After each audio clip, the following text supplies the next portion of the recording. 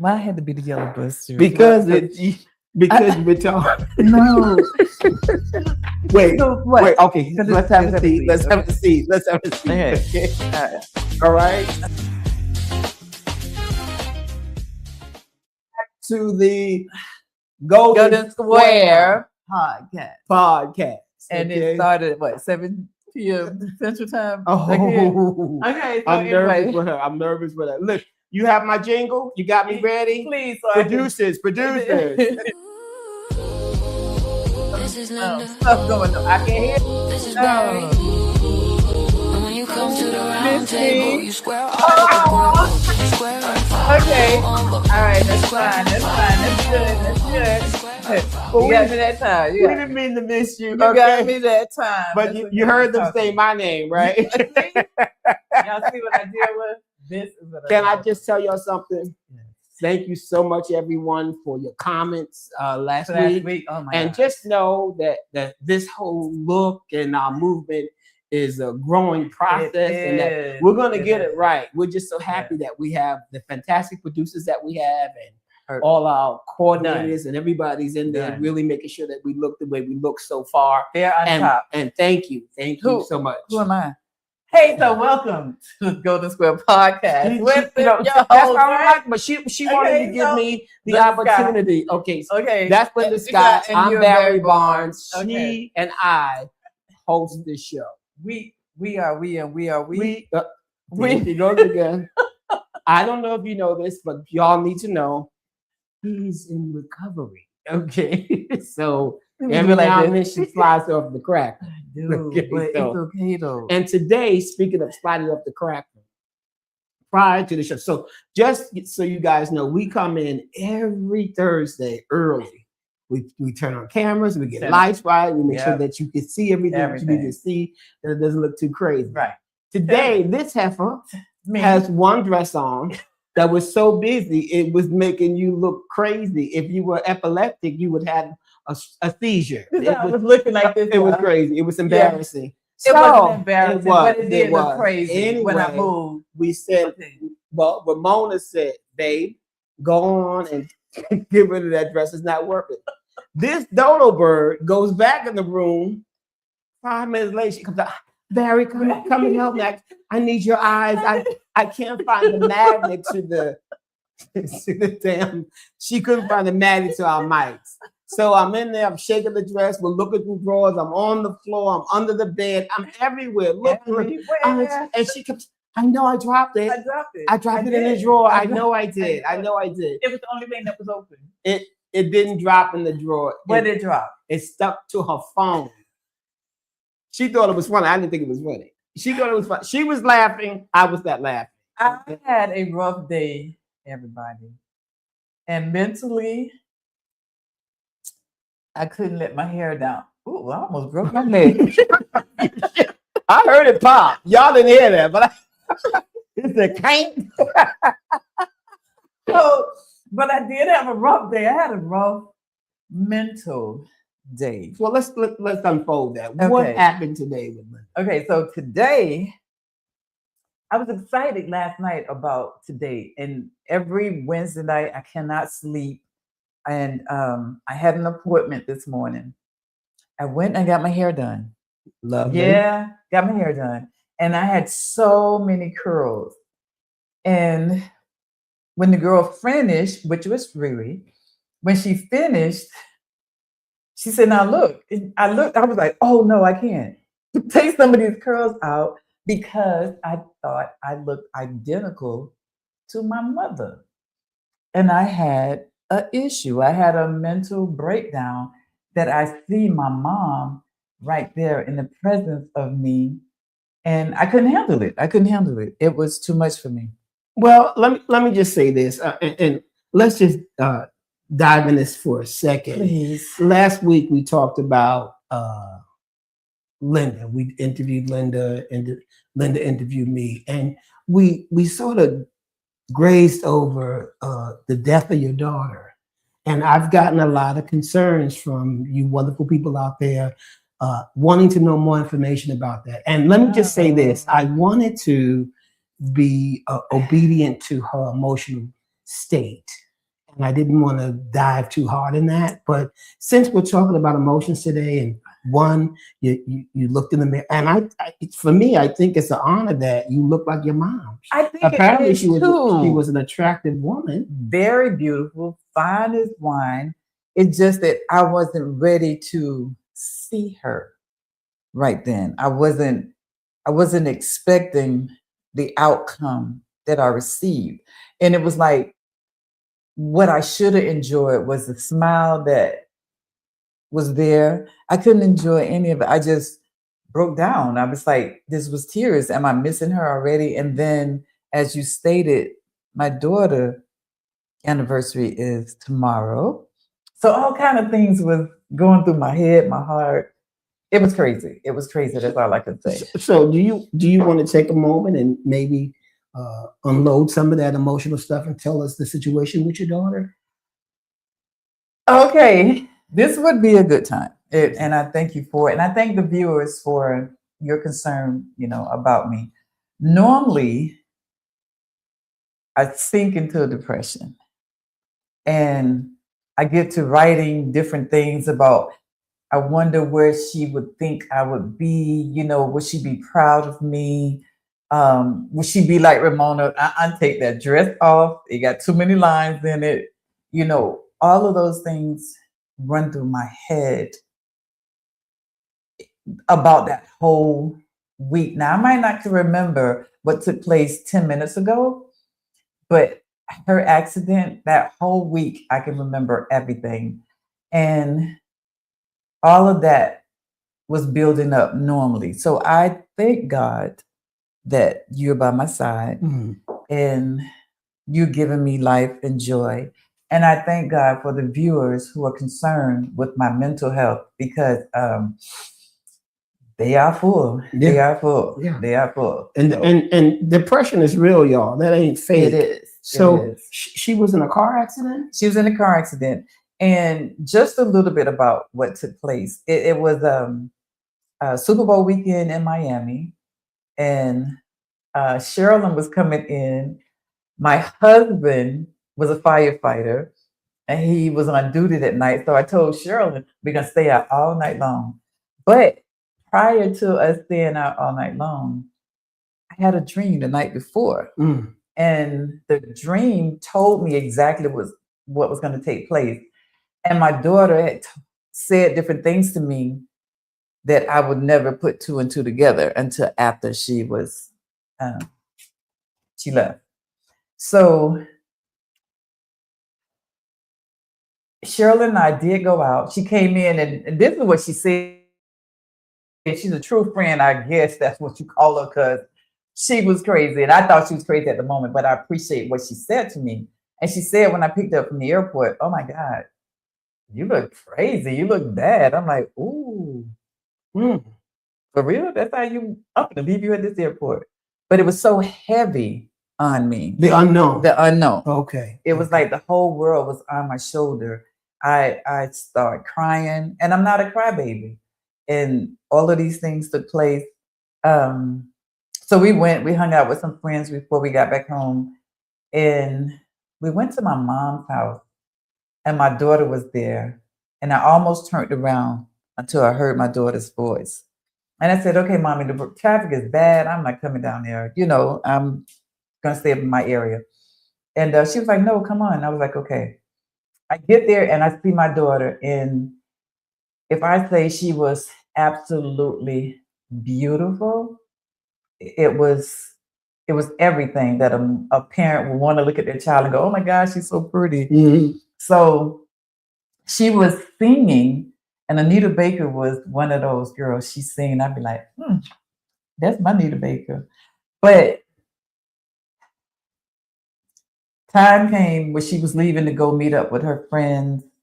And I remember going outside to her car, and I held a car handle and I was running inside the car.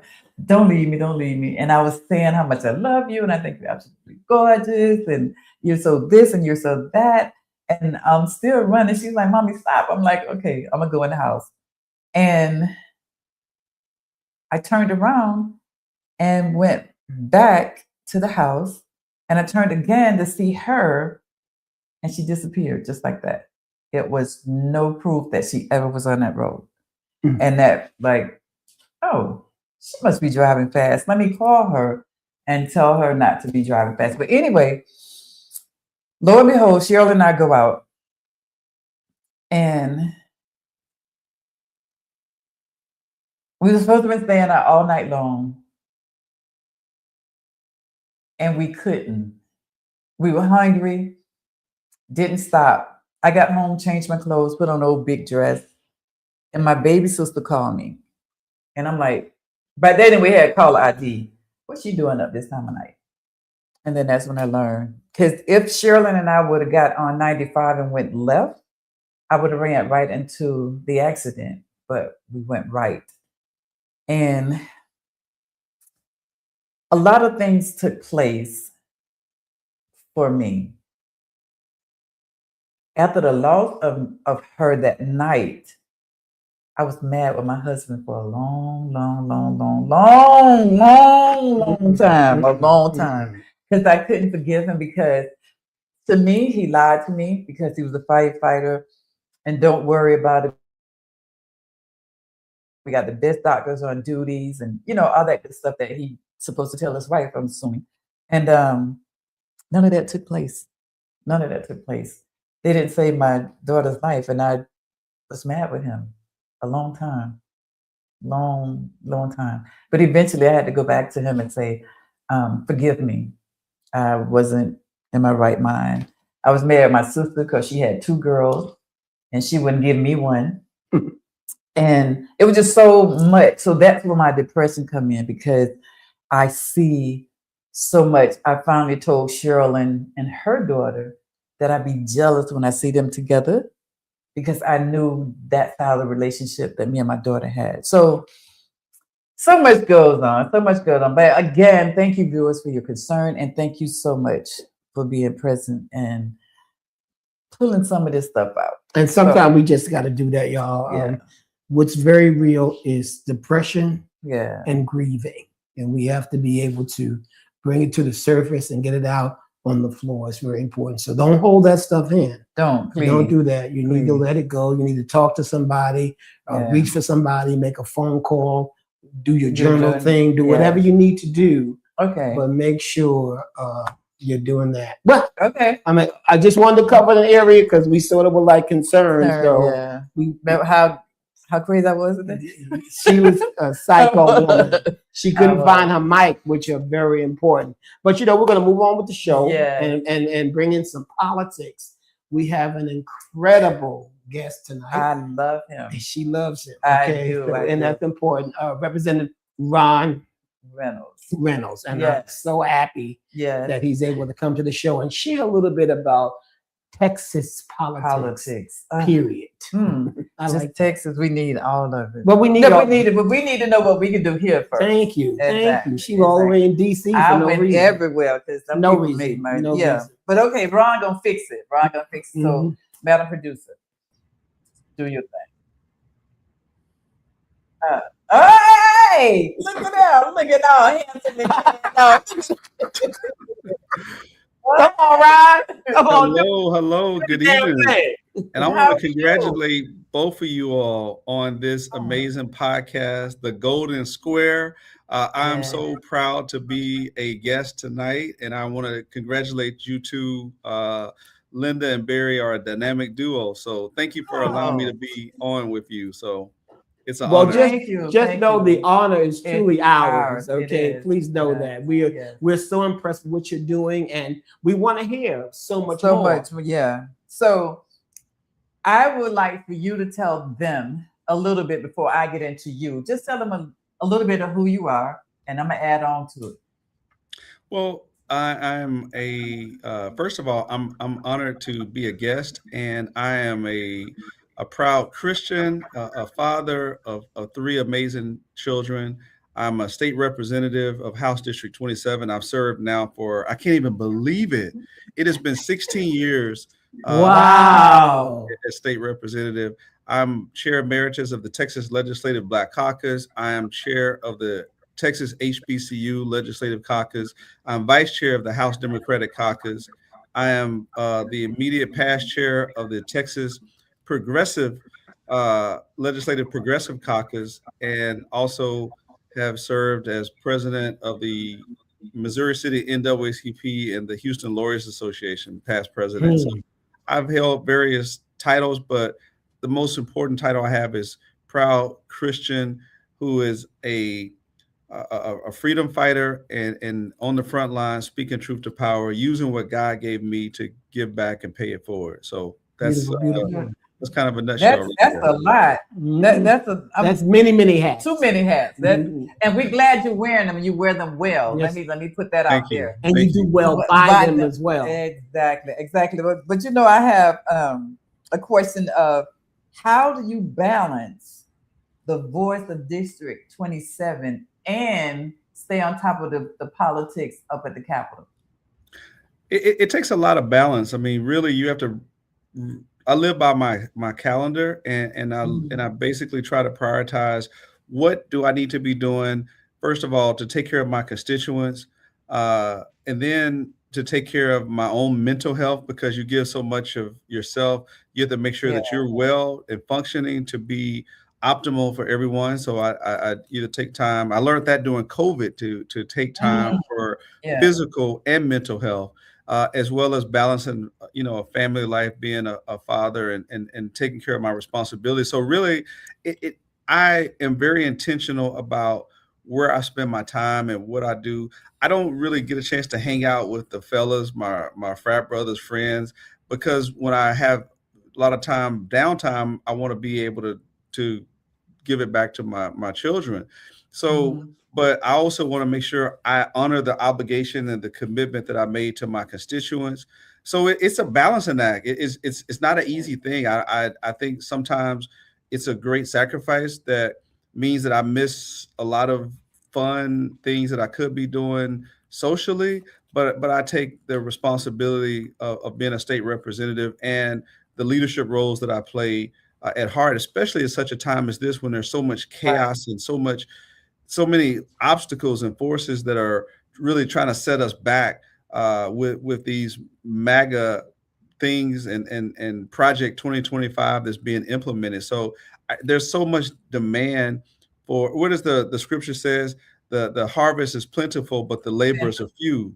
The laborers are few. We need more freedom fighters being willing to be on the front line. So for me, my work is never really done. I just have to just step back, because you never really can say, oh, I did enough, because there's always more to do. You just have to say, okay, I have to, pull back and make sure I'm maintaining that balance. So it's really just a constant challenge every day to maintain the healthy work-life balance.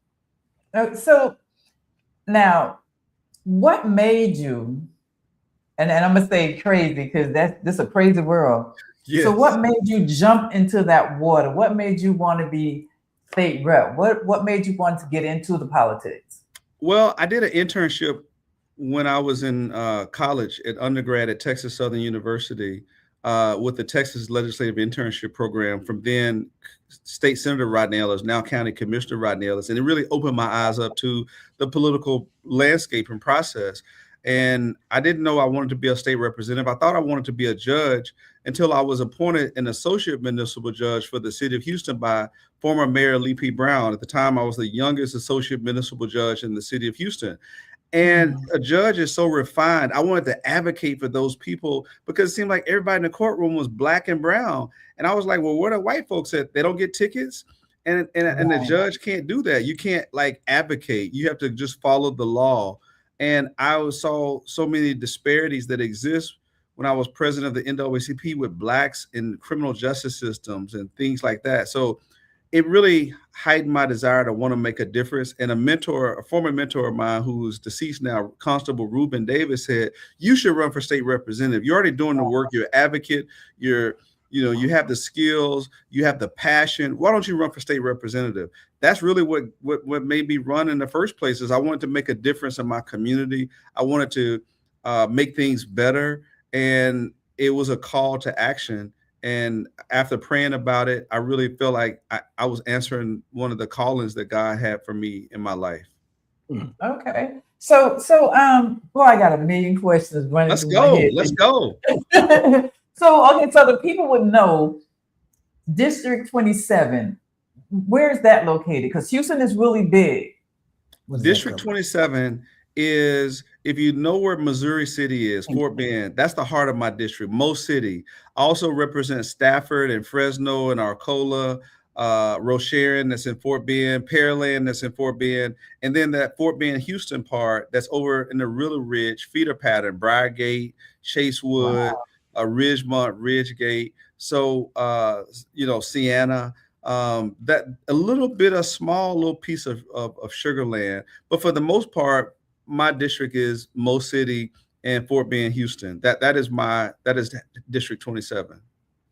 Wow, that's a lot of territory. A lot of territory. I love my constituents. They keep me on my toes. Exactly, because I see you everywhere. That's what you said to me. I see you everywhere, girl. That's because you everywhere.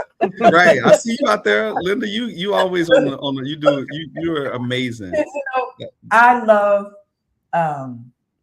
politics. It's not the politics. I love helping people. So what better way can I help? And that's what I always say.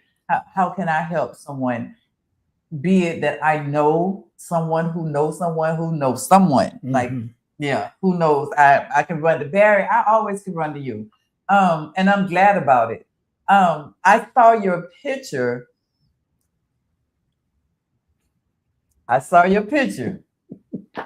And now, for the people who don't know me, I still fight. I'm just older. I still fighting. I got mad. I'm just letting you know I got mad. And what was it called? It's so Trump's mega cool. Mega cool. Yes, that. Ron, when I saw that, I was like, well, now all those people are that is right. But so Barry, how did this name? So let me ask you, how the hell did you make this list? That's all I want to know. Girl, I'm still trying to figure out who got pissed off at me and wanted to make me with these cast of characters. Now, I can't really argue with the list of people I see on here. Right. I think there's a few more they could have added, but to include me on this, I thought was like someone's trying to punk me or prank me, or they really hate me because they know that I don't deserve to be on this list of these coons. These handkerchief head Negroes that are shuckling and jiving and doing everything they can to carry Trump's water. I think most of them are ashamed of their black skin and their black faces. They remind me of that character of Django in that movie. Y'all know what I'm talking about. That Samuel Jackson played. That's these dudes and these ladies. But why they put me on here, when you find out, please let me know, because I don't want to find out because girl, I don't want to need to know, because I want to take them outside and have a little conversation with them, Well, I want to do more than talk. Let me just say that. That part. But seriously, this at first I said, who playing a joke on me? And then when I saw like it was really something that was going across the country, I was like, what the, and y'all, I ain't gonna cuss on this show. I don't really cuss too much, but I had a few expletives. What the hell? I will say that.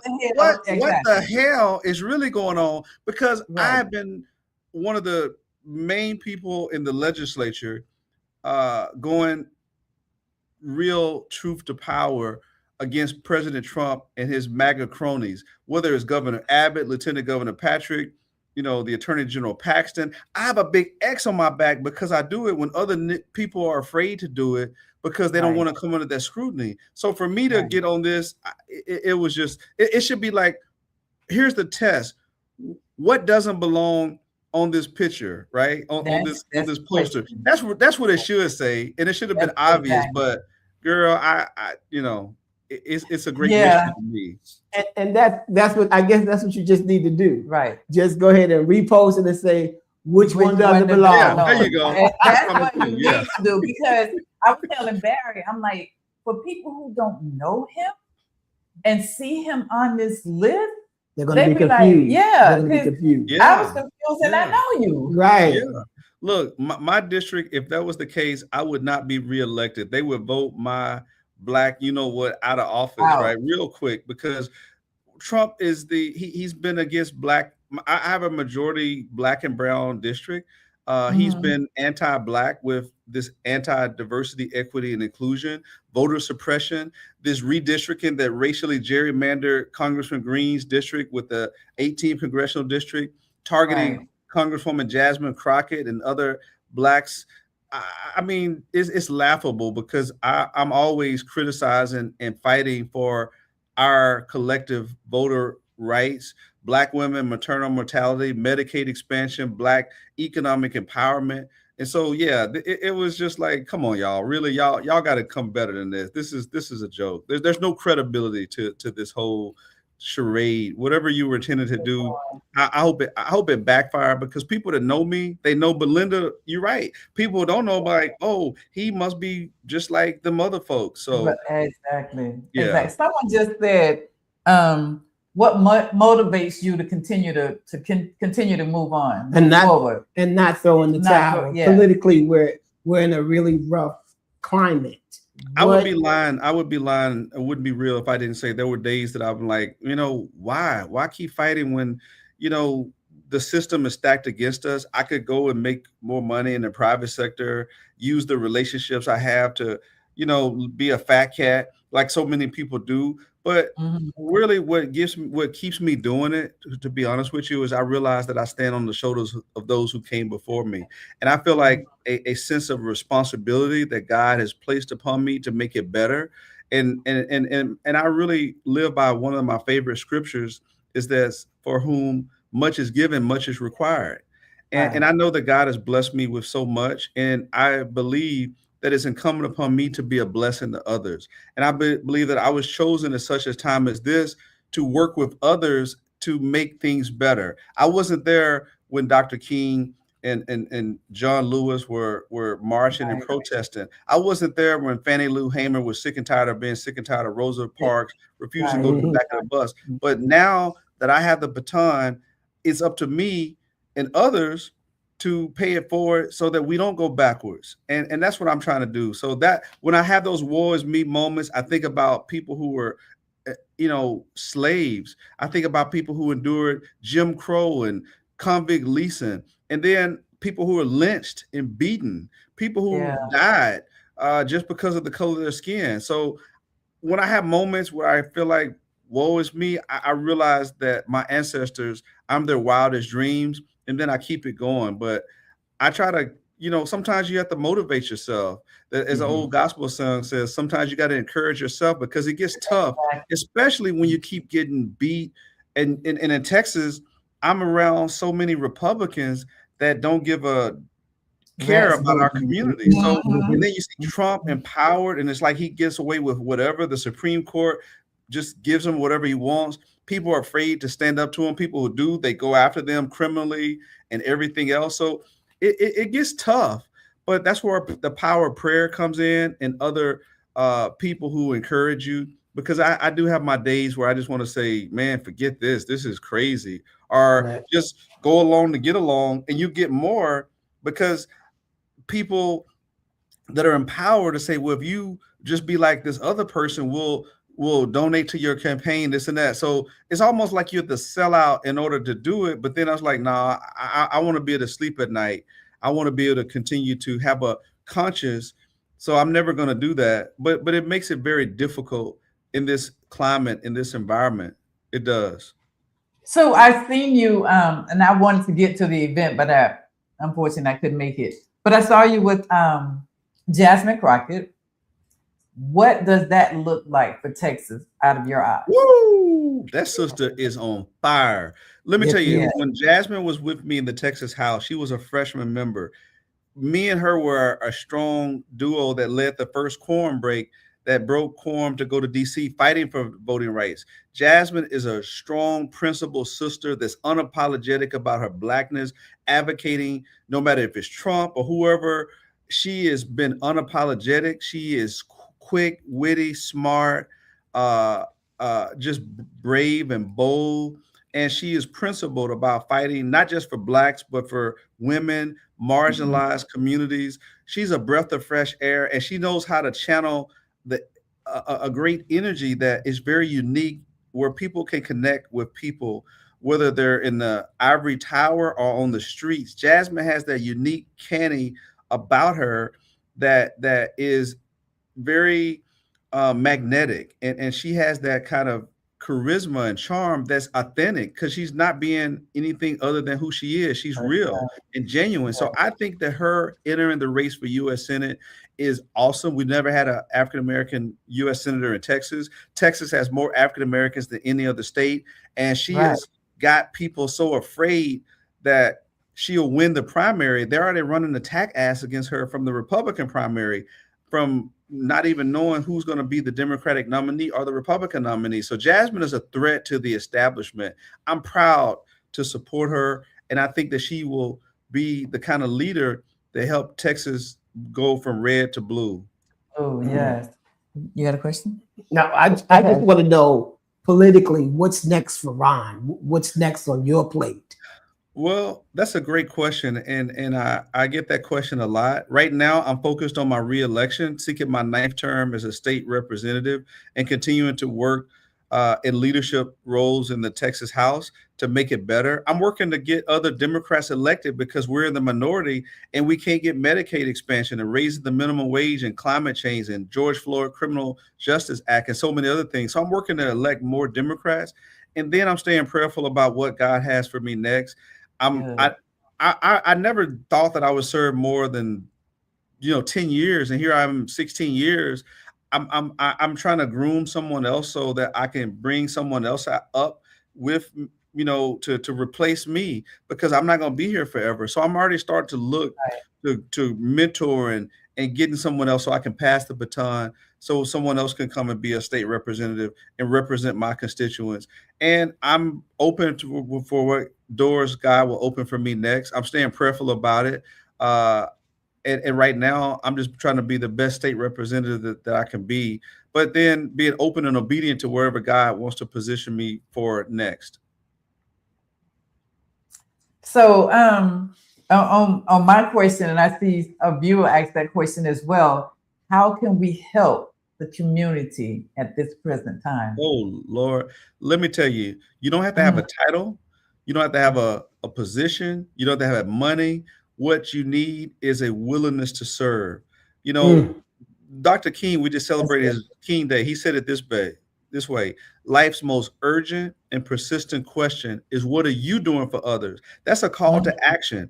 You can do it by volunteering in your neighborhood public schools. You can do it by registering people to vote. You can do it by making phone calls, using your platform to speak out against these bad things that we're seeing from ICE, encouraging people to vote.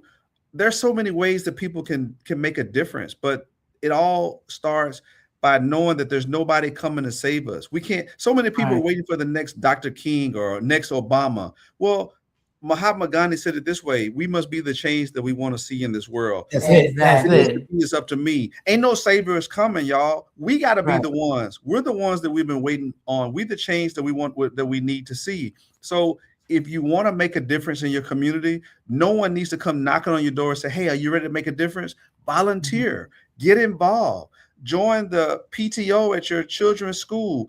Do they still have PTOs? They do. They got PTOs. They got organizations and your civic groups, your neighborhood association, your homeowners association. You can make a difference in your neighborhood. Be a block captain in your church, in your fraternity, your sorority, your neighbors, your family.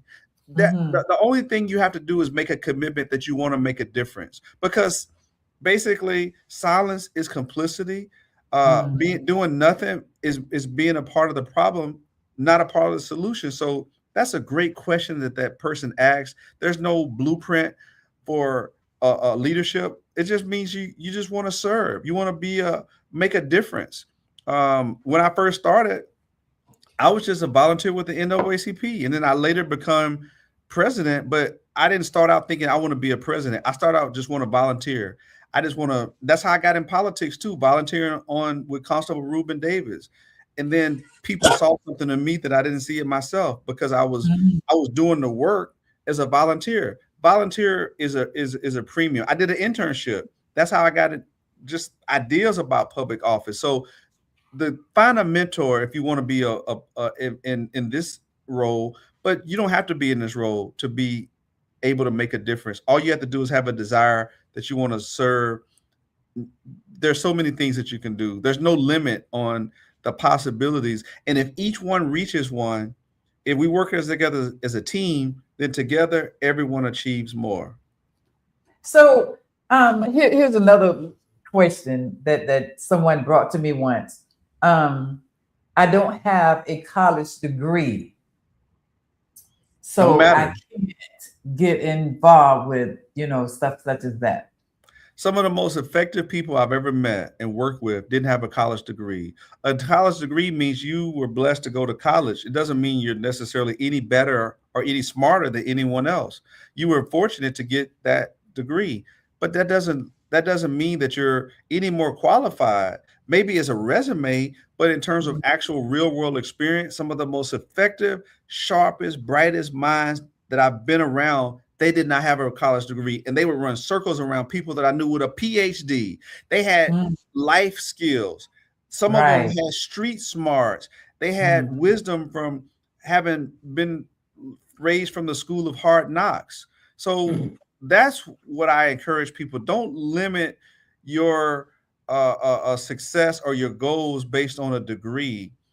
If you can think it, you can believe it, then you can achieve it. And so I encourage everyone, regardless of their degrees or not. Again, some of the most fascinating people that I've met, they didn't have a degree. I've met people that were fascinating, that didn't have a GED. They were dropouts, but they were phenomenal. They were very successful in life, based on, and we don't know their circumstances of why they dropped out, but it didn't define them. So, and here's another thing I love to live by: a setback is a setup for a comeback. Some people had a setback early in life that they didn't finish school. We don't know because they had to take care of their family, or they graduated from high school and never went to college, but they were blue collar or whatever it is. They were entrepreneurs.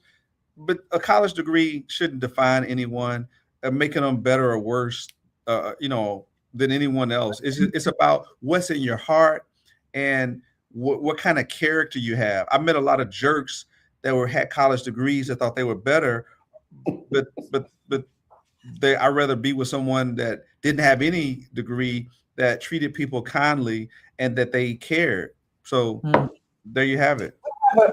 We have a couple of questions from our viewers, but you have to read them because I can't see them. Where they at? Okay, there. Okay, many Black voters struggle to keep the faith and have distrust in politics.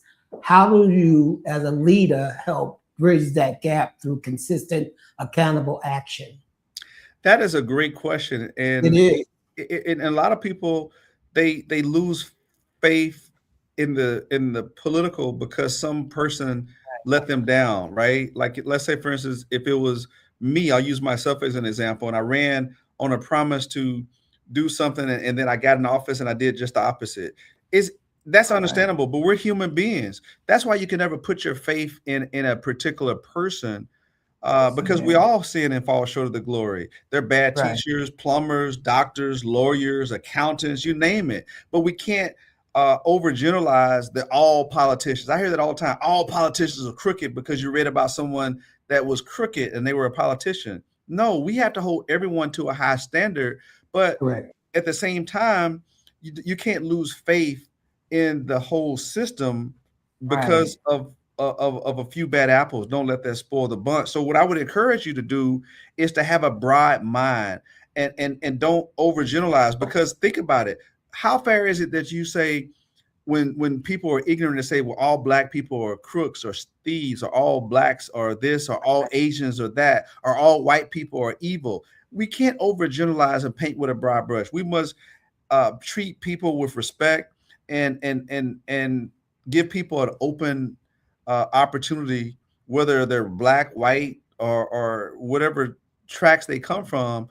because Right. everyone is unique and individual. And what I always try to do is I think it's important that you have a deeper understanding by being around other people that may be different from you. That's how you learn. That's how you break through those stereotypes Exactly. and generalizations that we have, is by getting out of your bubble. I've learned so much from being around Muslims and Hindus and Asians and others, because I now have a better appreciation about their culture that helps me understand where they come from. So that's what I would encourage. That question of that person is, make sure you have an open mind and get to know people before you Exactly. judge them based on the interaction of one bad apple within that group. Right. That's good. So we had a meeting. Okay. In the recent Houston City Council, citizens were speaking on how they can keep ICE out of the city. What is your opinion on how they can make this happen? Yeah, I saw that. And let me tell you, it's going to be very difficult, but we have to continue to hold ICE accountable. And we do that by holding the elected officials that control the purse. Right now, I'm encouraging the United States Senate to reject the budget that includes extra funding for ICE, because until there's some checks and balances, I wrote a letter and published it that ICE, in my opinion, needs to be paused. It needs to be abolished, because ICE is running amok. Until there's accountability, until we have qualifications for officers, that we're vetting them. Right. Many of the people that were insurrectionists on January 6th are now ICE officers. Many people that were fired from police duties for racial incidents are now ICE officers. You can't just give a person a gun and a badge and say, oh, now they're going to be a good person because they are now an ICE agent. They took a oath to that, to obey the Constitution and do their job. No, there needs to be better background checks and training. And so what can we do? We can, as a state, hold our officials accountable that are letting ICE come into our communities. Unfortunately, Governor Abbott, in the leadership of the state, is bowing to the needs of Trump and letting ICE run amok in Texas. There are more deportations in Texas than any other state. Texas, basically, Houston used to be a sanctuary city. Now ICE is going around demanding papers on people. So we're losing a lot of people that do landscaping and construction work, jobs that people don't want. These were law-abiding people, but because they didn't have their immigration status, they are now deporting them. They weren't criminals. They weren't robbing anybody. They were doing their jobs and taking care of their families. So yes, I think the citizens need to demand accountability from ICE, and that comes from local leadership with the Houston City Council. That comes from state representatives, county officials, and more importantly, our state officials. But unfortunately, many of them have been complicit. Now, because of these recent killings in Minneapolis, now you're starting to see some people saying, wait a minute, maybe they've gone too far. But we've been saying that for some time. But yes, we need to hold our elected officials accountable is the bottom line, and keep demanding, marching, protesting for change. Okay. So we'll have one more question. Some recent legislation has restricted diversity, equality, and inclusion in the school system. How do you believe this impacts students' outcomes and community trust in Texas public education? Oh, I'm intimately familiar with this question. This was a slippery slope from the MAGA racist agenda that came from the Project 2025 blueprint, ending diversity, equity, and inclusion, and going to what they call a merit-based system, because they believe too many unqualified African Americans and women were holding positions. This is nonsense. 9 times out of 10, when an African American or woman holds a position, then their white counterpart didn't get, is because they were double qualified, right? And so this nonsense, now they've ended what they call DEI, and now we're seeing in schools taking out cultural sensitivity programs that help students integrate into predominantly white institutions. We've seen a decrease in the number of Black students that were admitted to University of Texas and Texas A&M. We're seeing Black faculty fired, and other professionals within higher education lose their jobs because of ending these programs, not because they weren't qualified. Not more likely than not, they were replaced with white men that had far less qualifications. Look at Trump's cabinet. This is a bunch of inept white men that shouldn't even hold the positions, and many more well-qualified Black people and people of color lost their jobs. So the point is, this is white supremacy rearing its head. It's a dog whistle for we want our jobs going back to white men, and Black women unemployment has soared at a escalating rate because of these anti-DEI policies. So this is really hurting us. The flip side of it, more of our students are now going to HBCUs. Our Black students going to HBCUs. So that's a positive. But the unfortunate part about it is now they're ending the HUB program that is going to hurt many minority and Black-owned small businesses from having opportunities for contracts with the state and local governments. And I said this earlier, but there are more African Americans in Texas than any other state. But when you look at the numbers of Black students in colleges and universities, it's very small unless you're talking about in the athletics on the football team or track team or basketball team. And when it comes to procurement, Blacks are the smallest portion of those receiving contracts. That's why we have these programs in the first place, is to find ways to be more inclusive, to have equity. Affirmative action is not there in terms of, like quotas, but it's to basically have a open level playing field for historically racial disparities that existed when Blacks couldn't even go to these white institutions or have opportunities for contracts with the state. And now this Trump administration has rolled back the clock, and now the progress that we've made is being eroded because of these policies. So it's awful. It is chilling the impact that it's had on Black businesses and students of higher learning for our flagship University of Texas, Texas A&M university. So until we change the system, get rid of the President Trumps of the world, then we're going to continue to go backwards instead of forwards. That's right. 2 cents. Okay, so wow, I hope you all got all the information that you wanted, and we only had an hour to do this, and we have to go to our 2 cents. But Ron, don't go away. We would like to thank you for taking the time out of your busy schedule to be here with Barry and I. And I got to call you because there's other things that I want to discuss with you. So you got anything? No, that was. Yeah. I think we needed that, and the people of Houston needed to hear that. So we thank you. We appreciate the hard work that you're doing. Keep doing the work. We need the help. We need the leadership, and it's so important. So thank you. And thank y'all keep me lifted in prayer.